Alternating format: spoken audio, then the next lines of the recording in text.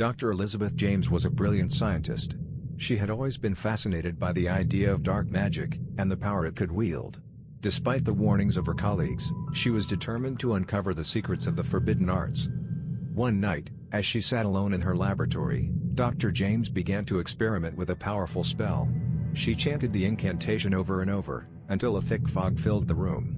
Suddenly, a loud crash echoed through the lab, and Dr. James looked up to see a terrifying monster standing before her. "What have I done?" she whispered in horror. The monster towered over her, its eyes glowing with an otherworldly light.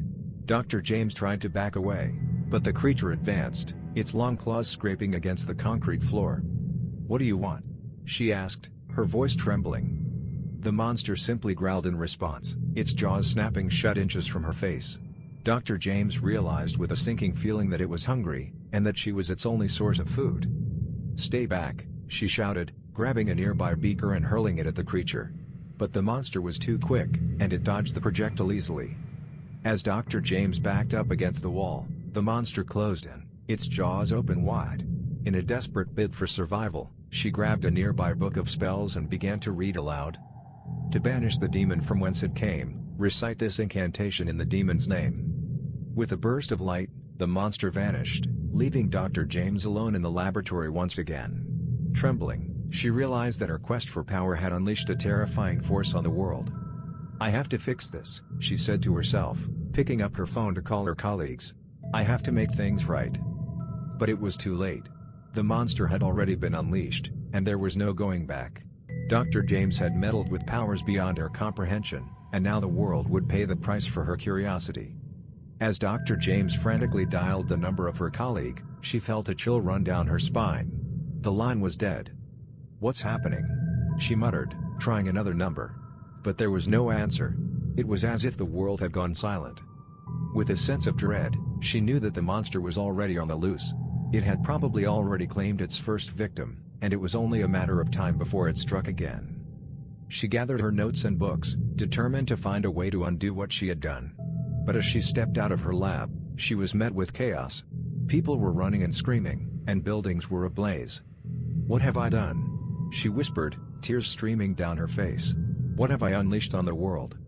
As she walked through the wreckage, she realized that the monster was not the only thing that had been unleashed. Dark forces were at work, and they were growing stronger by the minute. Suddenly, she heard a rustling behind her. She turned to see the monster, its eyes fixed on her. "Please," she begged, holding out her hand. "I didn't mean for this to happen. I'll fix it. Just let me go." The monster roared, its hot breath washing over her face. Dr. James closed her eyes, bracing for the end. But the end never came. When she opened her eyes, the monster was gone. In its place stood a hooded figure, its face obscured by shadows. "You have meddled in things beyond your understanding," the figure said in a deep, menacing voice. "You have unleashed powers that should never have been touched. And now, you must pay the price." Dr. James fell to her knees, begging for mercy. But it was too late. The figure raised its hand, and Dr. James felt a searing pain as dark magic coursed through her body. As she lay dying on the ground, Dr. James realized the true cost of her curiosity. She had unleashed a monster on the world, but she had also unleashed a darkness that would consume her soul. And as she took her last breath, she knew that she would never be able to make things right. But just as Dr. James felt the darkness closing in around her, she heard a faint voice calling her name. "Elizabeth, can you hear me?" The voice was familiar, but she couldn't place it. "Who's there?" she gasped, struggling to open her eyes. "It's me, Dr. Thomas," the voice said, growing louder. "I managed to track you down. You're safe now." Dr. James opened her eyes to see her colleague, Dr. Thomas, standing over her. "Thank God," she whispered, feeling a surge of relief. Dr. Thomas helped her to her feet, and together they stumbled out of the ruined laboratory. As they emerged into the daylight, Dr. James saw that the city had been ravaged by the monster. "Oh my God," she said, covering her mouth in horror. "What have I done?" "It's not your fault," Dr. Thomas said, putting a hand on her shoulder. "We'll find a way to stop it." But as they walked through the ruins, Dr. James knew that stopping the monster would not be easy. It was powerful, and it seemed to have an endless hunger for destruction. As they searched for a solution, they encountered other survivors, all of whom had their own tales of horror to tell. Some had lost loved ones, while others had narrowly escaped the monster's grasp. "We have to do something," Dr. James said, feeling a renewed sense of purpose. "We can't let it continue like this." But as they worked to find a way to stop the monster, they realized that it was more than just a mindless beast. It was a creature of dark magic, with powers that they could barely comprehend. "We need to find a way to weaken it," Dr. Thomas said, studying his notes. "But we have to be careful. Any misstep could make things even worse." As they worked through the night, Dr. James felt a sense of hope. They might not be able to undo the damage that had been done, but they could at least stop the monster from causing any more harm. But just as they thought they had a plan, the hooded figure appeared once again, its eyes fixed on Dr. James. "You have meddled in things beyond your understanding," it said, its voice cold and ominous. "And now, you must pay the price." But this time, Dr. James was ready. She stood her ground, and as the figure raised its hand, she chanted a spell that she had learned from her studies. With a burst of light, the figure was vanquished, and the monster was weakened. "We did it!" Dr. James cried, feeling a sense of elation. "We stopped it." As they looked out over the city, they saw that the monster was no longer wreaking havoc. It had been weakened, and it was now vulnerable. "We have to finish this," Dr. Thomas said, grabbing a nearby weapon. Together, they charged into battle, determined to rid the world of the monster once and for all. And as they fought, Dr. James knew that she had learned a valuable lesson. Dark magic was not to be trifled with, and the consequences of its use could be catastrophic. But sometimes, it was necessary to confront the darkness in order to find the light. As Dr. James and Dr. Thomas fought against the monster, they could feel its power fading. But just as they thought they had the upper hand, the monster let out a deafening roar, and a shockwave of dark energy knocked them both to the ground. "We can't give up," Dr. James said, struggling to her feet. "We have to keep fighting." But as they charged forward once more, the monster unleashed a blast of energy that sent them both flying. "We have to retreat," Dr. Thomas said, pulling Dr. James to her feet. "We're not strong enough to take it on." Together, they ran through the streets, dodging debris and trying to stay out of the monster's reach. But no matter where they went, the monster was always one step ahead. "We have to find a way to weaken it further," Dr. James said, her mind racing. "But how?" As they ducked into an alleyway, Dr. Thomas pulled out his notes and began scanning them frantically. "I might have something," he said, his eyes widening. "There's a spell that can drain the creature's power. But we need to get close enough to use it." Dr. James nodded, feeling a sense of determination. They couldn't let the monster continue to wreak havoc on the world. With renewed energy, they charged back into the fray, dodging the monster's attacks and weaving through the ruins of the city. As they closed in on the monster, Dr. James chanted the spell, feeling the magic coursing through her body. But just as she was about to unleash it, the monster turned and let out a blast of dark energy that sent her flying. "Elizabeth!" Dr. Thomas cried, rushing to her side. "Are you okay?" "I'm fine," she said, getting back to her feet. "We can't give up now." With Dr. Thomas at her side, she charged forward once more, her mind focused on the task at hand. And this time, they managed to get close enough to use the spell. With a burst of light, the monster's power was drained, and it fell to the ground, weak and powerless. "We did it!" Dr. James cried, feeling a sense of relief. "It's over." But as they looked out over the ruined city, Dr. James knew that the cost of their victory had been high. Lives had been lost, and the damage done was incalculable. "We have to make things right," she said, feeling a sense of determination. "We have to find a way to undo what we've done." And with that, she and Dr. Thomas set to work, determined to use their knowledge of magic to heal the wounds that they had caused. It would be a long and difficult journey, but they were determined to make amends for the horrors that they had unleashed on the world. Days turned into weeks, and weeks turned into months. Dr. James and Dr. Thomas worked tirelessly, researching and experimenting with magic, trying to find a way to reverse the damage they had done. Their efforts paid off, and they discovered a powerful spell that could restore the city and the people who had been affected by their experiments. But they knew that using the spell would come at a great cost. "We have to do it," Dr. James said, looking at Dr. Thomas with determination. "We can't let the city suffer any longer." Dr. Thomas nodded, his eyes filled with understanding. Together, they prepared the spell, pouring all their energy and focus into it. As they chanted the incantation, the air around them began to crackle with magic. The ground shook, and a blinding light filled the area. But as the spell reached its apex, something went wrong. The magic surged out of control, and a powerful vortex formed, pulling Dr. James and Dr. Thomas in. They found themselves hurtling through time and space, unable to control their movements. The world around them twisted and distorted, and they could feel their very beings being ripped apart. Just when it seemed like they would be lost forever, they suddenly found themselves back in their laboratory, surrounded by their equipment and research notes. "Wow, what just happened?" Dr. Thomas asked, his voice shaking. "I don't know," Dr. James said, her face pale. "But something went wrong with the spell. We have to figure out what we did wrong." As they pored over their notes and equipment, they realized the horrifying truth. The dark magic they had used in their experiments had not only created the monster, but it had also created a portal to another dimension. "We have to close the portal," Dr. James said, her eyes filled with determination. "And we have to destroy the monster once and for all." With renewed focus, they set to work, using their knowledge of magic and science to close the portal and defeat the monster once and for all.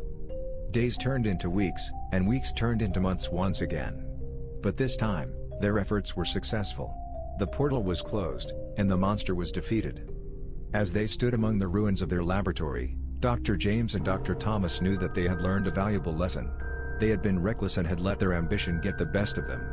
But they had also proven that with determination and hard work, they could make things right. "We have to be more careful in the future," Dr. Thomas said, his eyes filled with determination. "We can't let our curiosity lead us down a dangerous path again." Dr. James nodded, feeling a sense of gratitude for her colleague and friend. Together, they had faced unspeakable horrors and had come out on the other side stronger and wiser. As they left the ruins behind, they knew that they had a lot of work ahead of them. But they were ready for whatever challenges lay ahead, knowing that they had each other and their knowledge of magic and science to guide them. As Dr. James and Dr. Thomas left the laboratory, they noticed that the streets were eerily quiet. They could see that the monster had left a path of destruction in its wake, and many buildings were still in ruins. "Looks like the city is still recovering from our mistake," Dr. James said, her voice filled with regret. Dr. Thomas nodded, his face grim. "We have to make things right. We owe it to the people of this city." As they made their way through the debris, they suddenly heard a low growling sound coming from behind them. "Did you hear that?" Dr. James whispered, turning around. Dr. Thomas had already drawn his wand, ready for whatever was coming their way. Suddenly, the monster appeared from behind a pile of rubble. Its eyes glowed with an otherworldly light, and its skin was covered in thick, black scales. "We have to stop it," Dr. James said, her voice filled with determination. Dr. Thomas nodded, his wand at the ready. "Let's do this." They charged towards the monster, spells flying from their wands. But the monster was too powerful, and their spells seemed to have no effect on it. "We have to find its weakness," Dr. James yelled over the roar of the monster. Dr. Thomas nodded, and they quickly began to search for any weakness they could find. They noticed that the monster seemed to be vulnerable to fire, and they quickly conjured up a powerful flame spell. The monster let out a deafening roar as the flames engulfed it, but it continued to thrash and fight. "We have to keep going," Dr. James yelled, her voice barely audible over the roar of the flames. Dr. Thomas nodded, his face grim. "We can't let it win." Together, they continued to cast spell after spell, their determination growing with every passing moment. And finally, after what seemed like an eternity, the monster let out one final roar and fell to the ground, defeated. Dr. James and Dr. Thomas looked at each other, their faces covered in sweat and soot. But despite their exhaustion, they knew that they had done the right thing. "We did it," Dr. James said, her voice filled with relief. Dr. Thomas nodded, his eyes shining with pride. "We saved the city." As they made their way back through the debris, they noticed that the sun was beginning to rise. The darkness of the night was slowly giving way to the light of a new day. And Dr. James and Dr. Thomas knew that they had played a part in bringing that light back into the world. Dr. James and Dr. Thomas were exhausted, but they both felt a sense of relief and accomplishment for saving the city from the monster that they had unleashed. As they made their way back to the laboratory, they noticed a figure standing in the shadows. It was their colleague, Dr. Robertson. "Dr. Robertson, what are you doing here?" Dr. James asked, her voice still hoarse from all the yelling. Dr. Robertson stepped out of the shadows, a small smile on his face. "I just wanted to congratulate you both on a job well done. You saved the city from a terrible fate."